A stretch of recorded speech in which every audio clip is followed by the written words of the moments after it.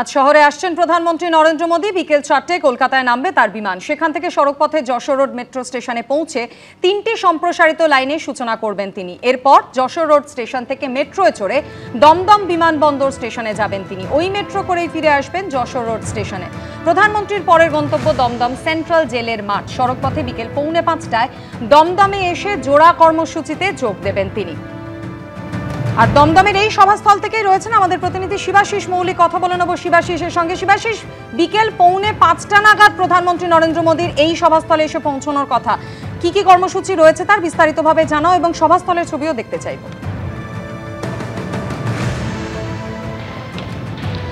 দেখো, প্রস্তুতি প্রায় শেষ লগ্নে পৌঁছে গিয়েছে। আর কয়েক ঘন্টা পর সূচি অনুযায়ী আর 7 ঘন্টা পর কলকাতায় এসে পৌঁছবেন দেশের প্রধানমন্ত্রী নরেন্দ্র মোদী। 4টে নাগাদ এসে পৌঁছবেন কলকাতা এয়ারপোর্টে। সেখান থেকে সরাসরি চলে যাবেন যশোর রোড মেট্রো স্টেশনে। 3টি সম্প্রসারিত মেট্রো লাইনের মেট্রো রুটের তিনি উদ্বোধন করবেন এবং মেট্রো চড়ার কথাও রয়েছে প্রধানমন্ত্রী নরেন্দ্র মোদীর। তারপর 4:35-এ যশোর রোড মেট্রো স্টেশন থেকে বেরিয়ে সোজা চলে আসবেন এই দমদম সেন্ট্রাল জেলের মাঠ, যেখানে আমি দাঁড়িয়ে রয়েছি। এবং সেখানে প্রথমেই সরকারি কর্মসূচি, সাদা হ্যাঙ্গারে ঘেরা যে সভা মঞ্চ, সেই সভা মঞ্চের ছবি আমরা সরাসরি তুলে ধরছি। সন্দীপ সাধুকা যে ছবি তুলে ধরছেন, আমরা দেখতে পাচ্ছি যে সেই হ্যাঙ্গারের মধ্যে কিন্তু সরকারি কর্মসূচির ব্যবস্থা করা হয়েছে। শিলান্যাস, উদ্বোধন, এই মেট্রো রুট ছাড়াও একাধিক প্রকল্পের কিন্তু শিলান্যাস করার কথা রয়েছে প্রধানমন্ত্রী নরেন্দ্র মোদীর। এরপরই 5:15 নাগাদ সেই কার্যক্রম শেষ করে মূল মঞ্চ, যে মঞ্চের ছবি এখন আমরা তুলে ধরছি, লক্ষ্য বিজয় সংকল্প পরিবর্তনের এই স্লোগানকে সামনে রেখে বঙ্গ বিজেপির পরিবর্তন সংকল্প সভা, সেই পরিবর্তন সংকল্প সভায় প্রধান বক্তা হিসেবে বক্তব্য রাখবেন প্রধানমন্ত্রী নরেন্দ্র মোদী। শুভেন্দু অধিকারী, সুকান্ত মজুমদার, শ্রমিক ভট্টাচার্যরা সেই সভায় উপস্থিত থাকবেন। এখান থেকে তারপর তিনি 6:15 নাগাদ তার বক্তব্য শেষ করে তিনি পাড়ি দেবেন বিমানবন্দরের দিকে। বিমানবন্দর থেকে 6:30 নাগাদ দিল্লির উদ্দেশ্যে পাড়ি দেওয়ার কথা প্রধানমন্ত্রী নরেন্দ্র মোদীর। যে ছবি আমরা দেখতে পাচ্ছি, তুমি দেখতে পাচ্ছ ফুলের কাজ চলছে। এর আগেই পুরো প্রস্তুতি প্রায় শেষ। যে ডেকরেটরসের কাজ বা অন্যান্য যে কাজ, নিরাপত্তা রক্ষীরা তারাও রয়েছেন, আরপিএফের কর্মীরা তারা রয়েছেন, তারা নিরাপত্তা খতিয়ে দেখছেন এবং শেষ সময়ের প্রস্তুতি সারা হচ্ছে।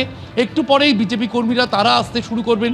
বসার বিভিন্ন ব্যবস্থা রাখা হয়েছে, বিভিন্ন মোর্চার কর্মীদের জন্য বিভিন্ন ভাগ রাখা হয়েছে।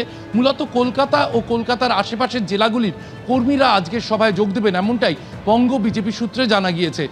এখানে আজকে আমরা যে ছবি দেখেছিলাম, 29শে মে আলিপুরদুয়ার এবং 18 জুলাই দুর্গাপুরে পরিবর্তন সংকল্প সভা করেছিলেন প্রধানমন্ত্রী নরেন্দ্র মোদী।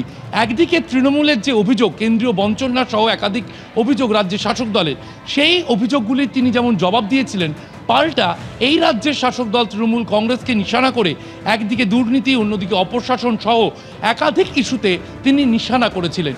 বিধানসভা ভোট রয়েছে সামনের বছর, তার আগে মূলত ভিত্তি কর্মসূচি হিসেবেই প্রধানমন্ত্রীর এই সফরকে রাখা হচ্ছে।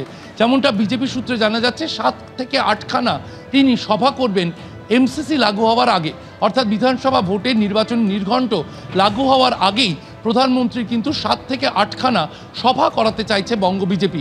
সেই জায়গায় বিধানসভা ভোটের আগে দলকে, বিজেপি কর্মীদের, বঙ্গ বিজেপি নেতৃত্বকে নতুন কোনো দিশা দেবেন কি প্রধানমন্ত্রী নরেন্দ্র মোদী, সেদিকে তাকিয়ে রয়েছে বঙ্গ রাজনীতি মহল।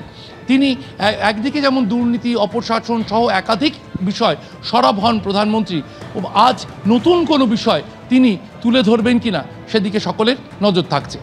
অবশ্যই আজ কি বার্তা দেন প্রধানমন্ত্রী নরেন্দ্র মোদী সেদিকে নজর থাকবে আমাদের। আপাতত শিবাশিস, ধন্যবাদ।